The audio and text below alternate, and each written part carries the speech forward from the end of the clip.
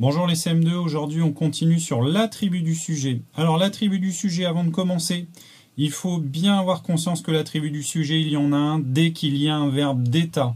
Quand il y a un verbe d'état, il y a un attribut du sujet qui est pas loin. Les verbes d'état sont être, sembler, devenir, demeurer, rester, paraître. Et là l'exemple qui est donné, c'est être timide, sembler timide, devenir timide. Quelle que soit la conjugaison de ces verbes, que ce soit au passé, présent, futur, imparfait, enfin tous les temps de conjugaison, il y a un verbe d'état avec, d'accord? Alors en exemple, voilà ce que ça donne.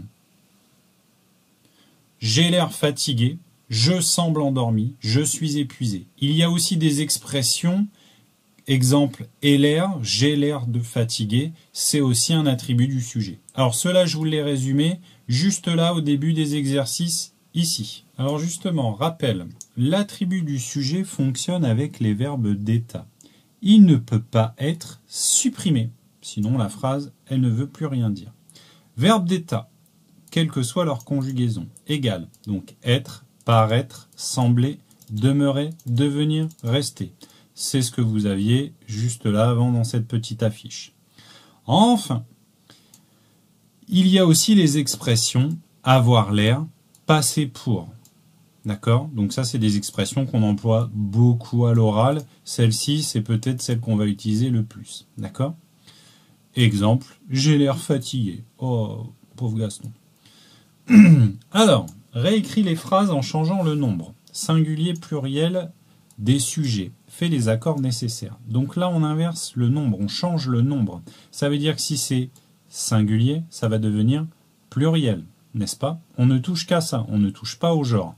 Puisque le changement de genre, on va le faire dans l'exercice 2. Donc exercice 1, on joue avec le nombre, donc on inverse singulier, pluriel. L'exercice 2, on transforme ces phrases en changeant le genre masculin, féminin des sujets.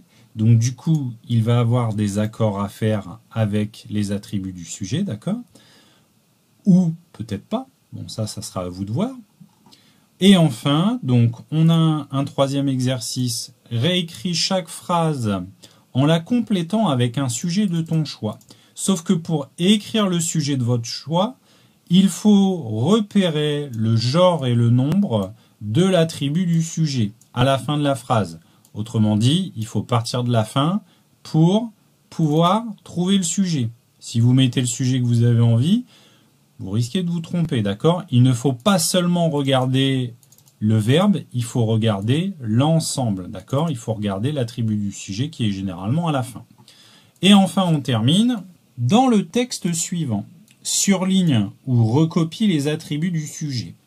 Aide-toi des verbes d'état. Donc c'est une petite histoire, d'accord? Et dans cette petite histoire, vous devez trouver quels sont les attributs du sujet. Donc moi je vous ai indiqué, repérez peut-être déjà les verbes d'état et ensuite vous trouverez les attributs du sujet, d'accord? Ou alors vous arrivez à faire les deux en même temps. Mais bon, voilà, on est dans la structuration. Moi je vous donne des conseils. Après à vous de voir comment vous vous sentez avec ça. Pour moi, ma première année d'études reste l'apprentissage de l'autonomie. Donc là, vous avez dans cette première phrase des éléments. Je regarde les verbes, je vérifie si ce sont des verbes d'état. S'il y a des verbes d'état, s'il y en a un, il y a un attribut du sujet avec. Et ça, vous le faites pour chaque phrase. D'accord? Comme ça, ça vous permet d'avancer petit à petit. Quand vous avez terminé, pensez à vous vérifier. D'accord? Parce que c'est possible d'oublier des choses. Hein. Le texte est court et à la fois long. Hein. Il est riche. Hein. Il y a beaucoup de choses dedans. Allez, bon courage et à bientôt pour les corrections.